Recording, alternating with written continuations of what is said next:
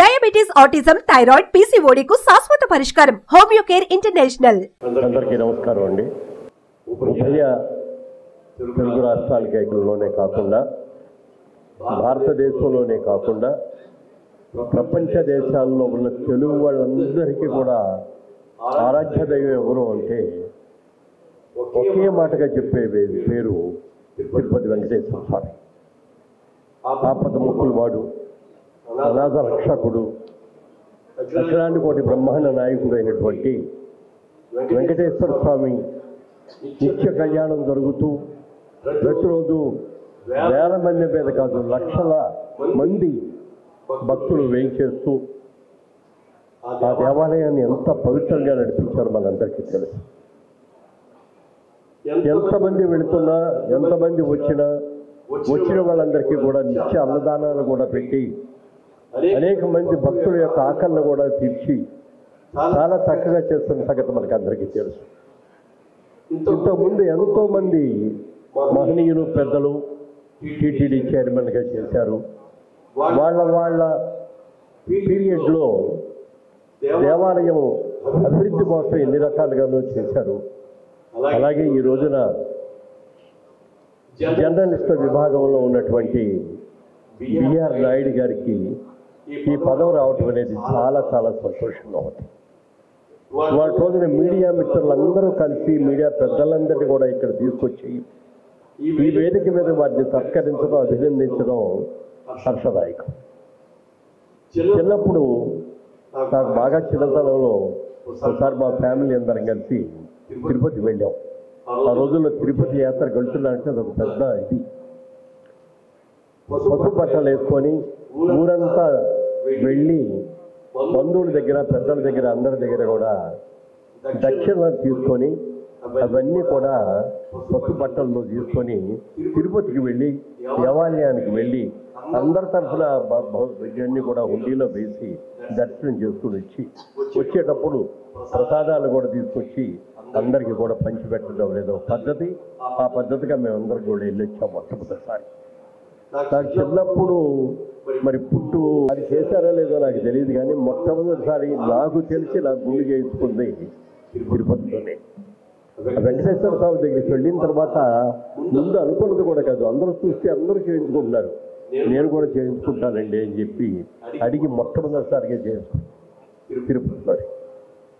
అలాంటి తిరుపతిని అంత పవిత్రమైన స్థానాన్ని గత కొద్ది రోజులుగా అంటే కొద్ది సంవత్సరాలుగా ఎంత పద్ధతి మారిపోయి ఎంత అపవిత్రమైపోయిందో కూడా మనం గ్రహించాం. అందరికీ దర్శనం చేసుకునే భాగ్యం కలగకపోయినా ఎవరు వెళ్ళినా కూడా ప్రసాదాలు తీసుకొచ్చి ఆత్మీయులకి, మిత్రులకి అందరికీ కూడా ఇస్తారు.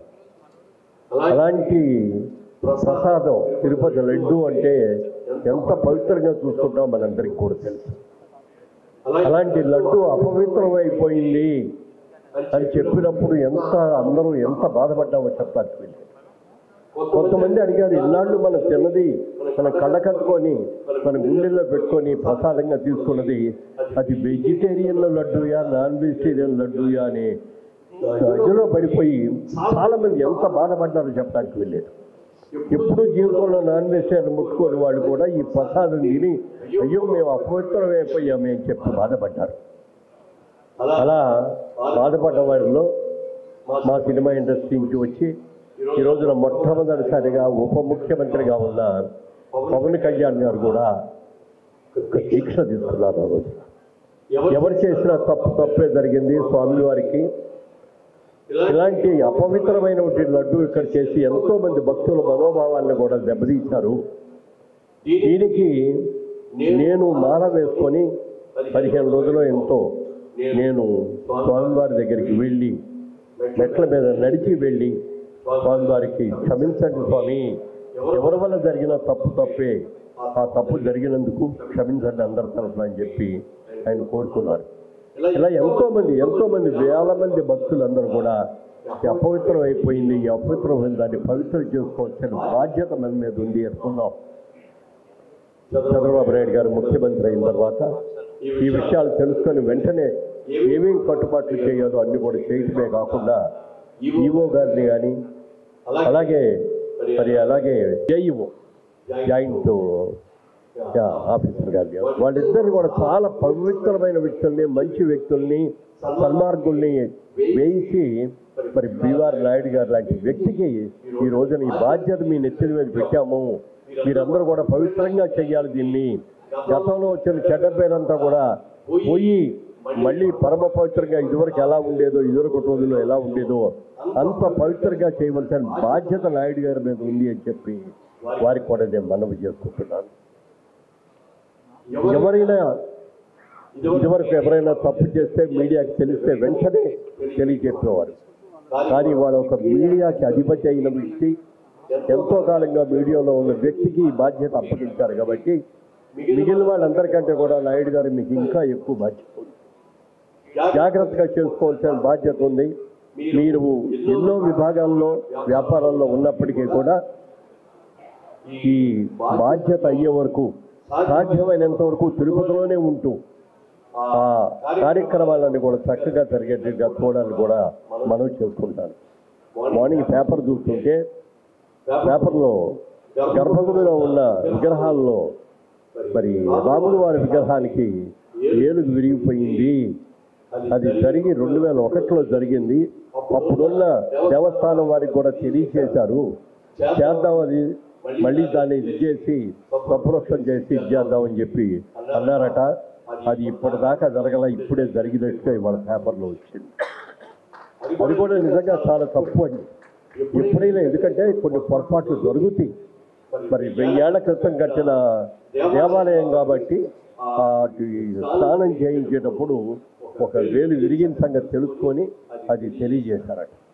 దాన్ని ఎంతకాలం దాదాపు 3-4 సంవత్సరాల పాటు దాన్ని అలాగే ఉంచి చేయకపోవడం మాత్రం చాలా తప్పుగా భావిస్తున్నాను నేను. అలాంటి తప్పులు సరిదిద్దుకొని ఈ రోజున ఆ విగ్రహానికి ఏలు విరిగిపోయినట్టు ఏలు ఇచ్చే కాకుండా దానికి మళ్ళీ గోల్డ్ కోటింగ్ అవన్నీ కూడా చేసినట్టుగా ఇవాళ పేపర్లో మార్నింగ్ పేపర్లో చదివాను. అలాంటి పొరపాట్లు జరగకుండా ఉండాలి అని మనస్ఫూర్తిగా కోరుకుంటున్నాను. వాళ్ళ మీడియా మిత్రులైన వంశీ గారు మరి అందరినీ కాల్వట్ పెద్ద వాళ్ళందరినీ కూడా తీసుకొని వచ్చి ఈ కార్యక్రమాన్ని ఇంత జనరంజకంగా ఇంత బాగా చేస్తున్నందుకు వారిని ప్రత్యేకంగా అభినందిస్తూ నాయుడు గారికి ఆ భగవంతుడు వెంకటేశ్వర స్వామి వారు ఆయురారోగ్య ఐశ్వర్యాలు ఇవ్వాలని, తన పదవి బాధ్యతల్లో చాలా మంచి పేరు తెచ్చుకునేటట్టుగా దేవుడు వారికి ఆశీస్సు అందజేయాలని కోరుకుంటూ సెలవు. సుమన్ టీవీలో మీ పర్సనల్ అండ్ బిజినెస్ ప్రమోషన్స్ కోసం కింది నెంబర్కి కాంటాక్ట్ చేయండి.